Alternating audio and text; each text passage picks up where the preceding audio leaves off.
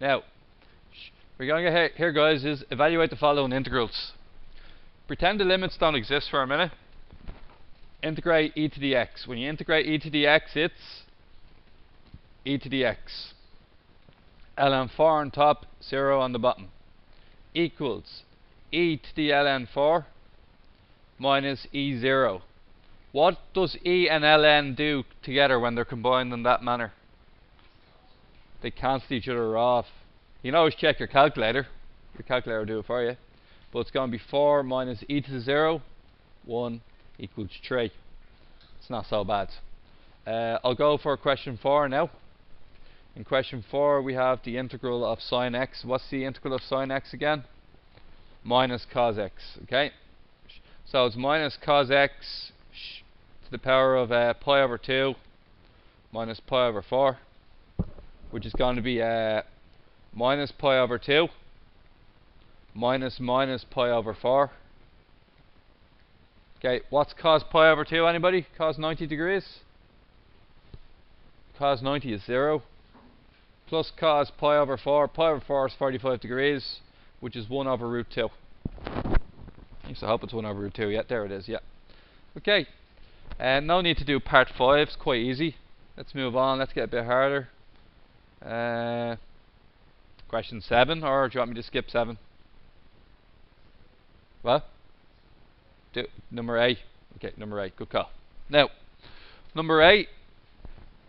I don't know how some of you guys express your integration, but you can do it. You can do it like this. If you want, you could always write it as this.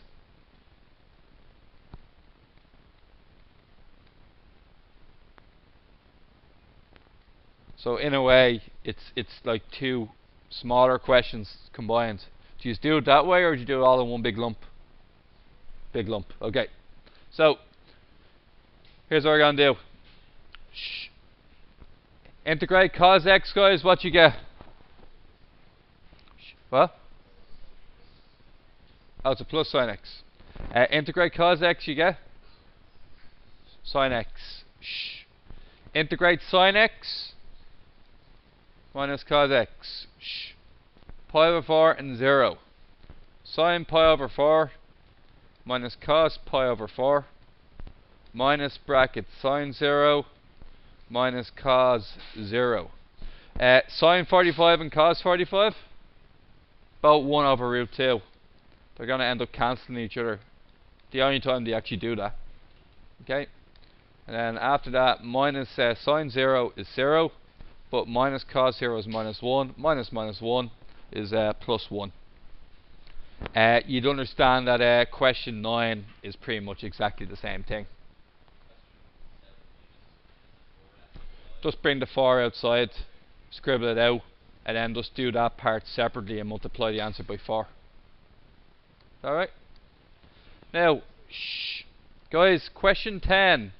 Make a call for question 10. What is the call for question 10? What does it look a lot like?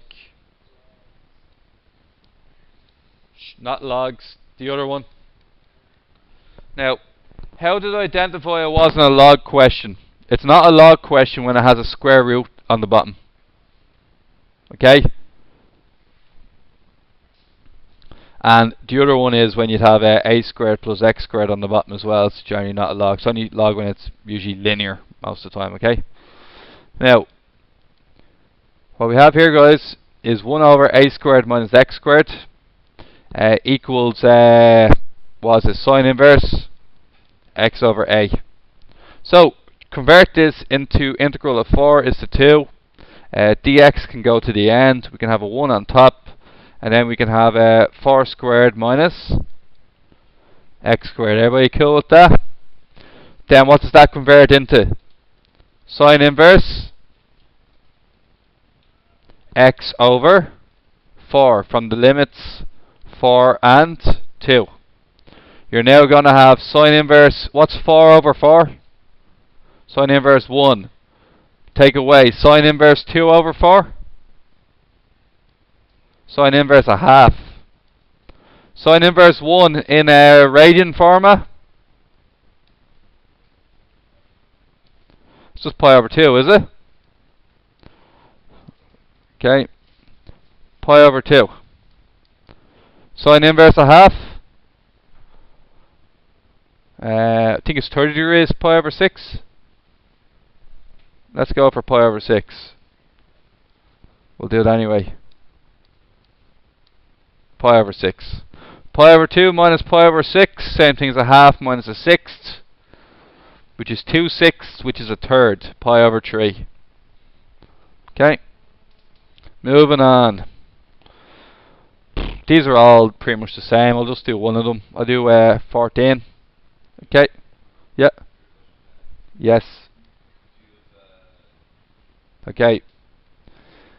Now, what happens here, guys, is you change the cost function into, you look it up on your tables, and you figure out that it's a plus sign. So it's sine 3x. You get the angle, you differentiate it. Wherever the answer is for the derivative, you divide it by it. Then once you've achieved that much, you put in your angles. Now you're going to get 3 times pi, if x equals pi over 6, what's 3x? Pi over 2, isn't it? So that's pi. It's pi over 2. So it's going to be sine pi over 2 over 3. Take away sine 0 over 3. Sine 0 is 0.